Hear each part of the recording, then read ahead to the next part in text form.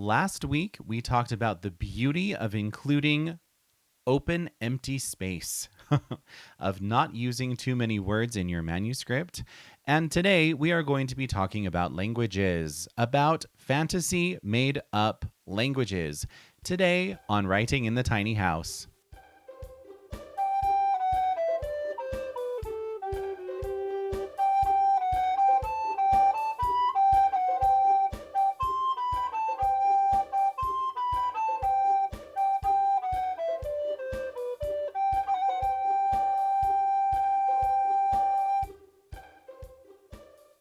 Hello, and welcome to Writing in the Tiny House. I am Devin Davis.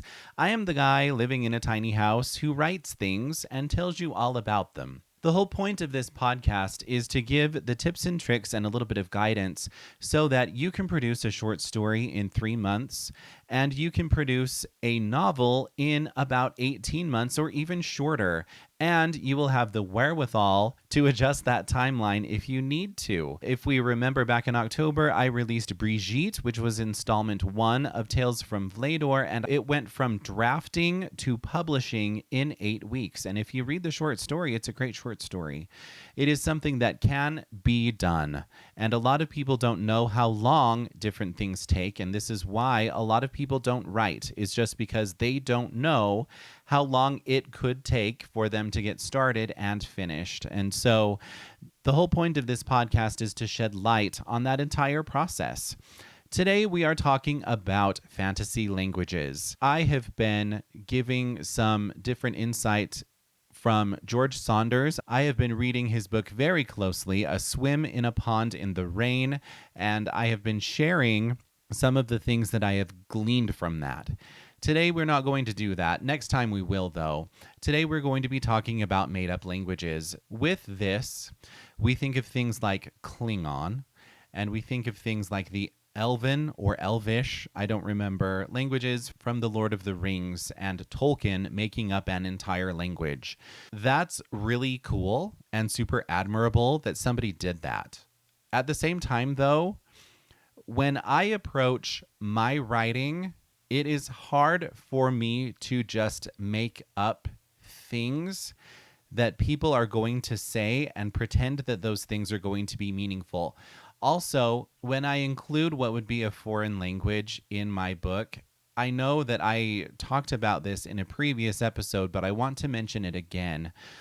I really like to include another language from this world to be representative of another language of the world that I'm creating.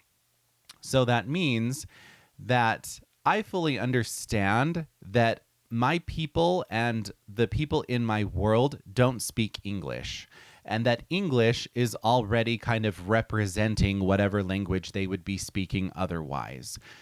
Therefore, if they meet people who are out of town and those people are speaking something else, I think it is perfectly acceptable for that out-of-town language to be French.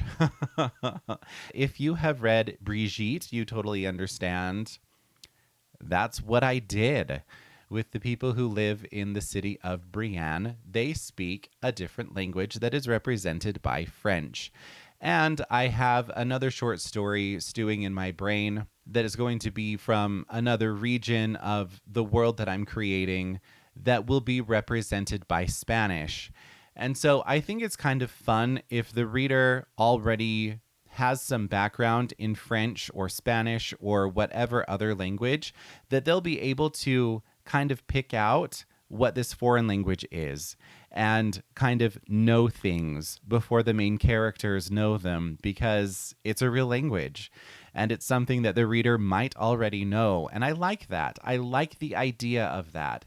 If you want to make up your own entire language, you absolutely can. There is certainly nothing wrong with inventing a language. However, with including it in your manuscript, a lot of people tend to not focus very hard on things that they don't know how to say. And in an adult book, to have a grown-up reader, to expect them to slow down and sound out whatever you are trying to create as far as a new and a unique language, it is something that a lot of your readers may not do, and it affects the flow of the story. Most people read fiction for entertainment, and that means that when they sit down, they want the reading experience to be pretty straightforward. And so to pick apart and to sound out a bunch of words that they don't know and a bunch of words that are likely not real anyway, it can come across as a pretty big ask.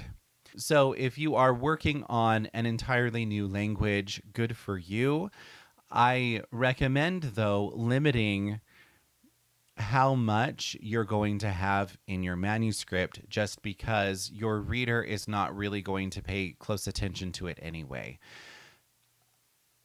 Also, what about spells? Because spells in many books are their own language.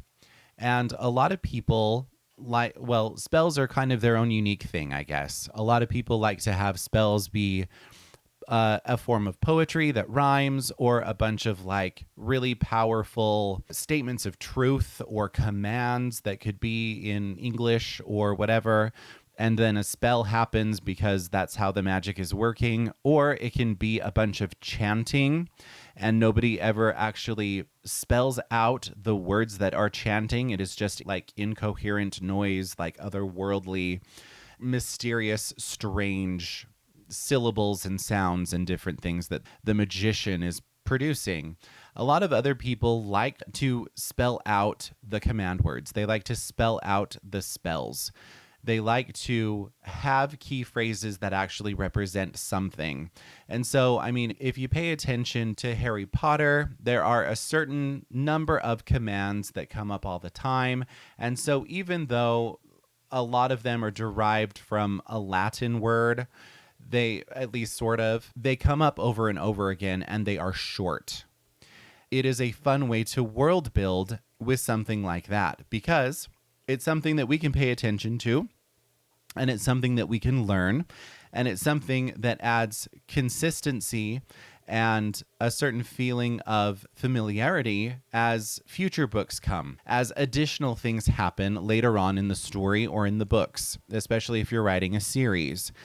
And that can be super fun. If you choose to spell out your spells, I recommend keeping them to maybe one word or a specific phrase, and bringing those phrases up more than once, or finding ways to include them throughout the book or throughout your story, so that the reader can come to recognize them and come to understand them and really like that type of familiarity that comes with it.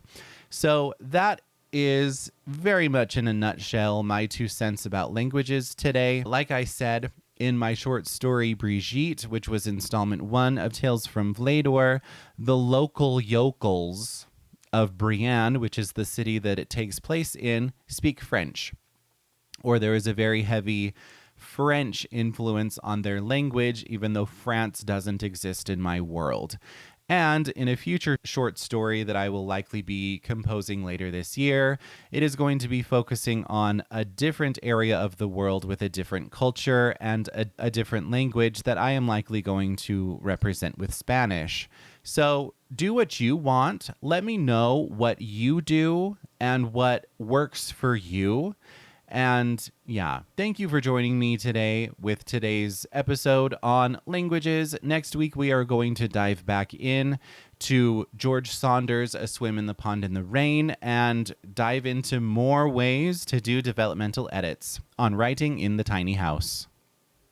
And that is it for today. Just a reminder that Brigitte, Installment 1 of Tales from Vlaydor, is available on Amazon as an ebook and on Audible and Apple Books as an audiobook. And I provide advance reader copies of these short stories as I release them to my patrons. So become a patron today by visiting patreon.com/writinginthetinyhouse to support both my writing and this podcast.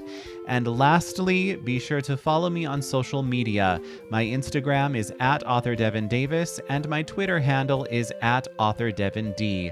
Thank you so much for spending some time with me today, and have fun writing. We will see you next time. Run by copy editor Chrissy Barton, Little Syllables Editing is a reliable resource for anyone looking to improve their manuscript.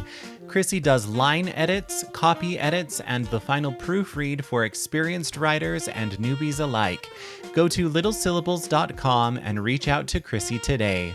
A link is in the show notes.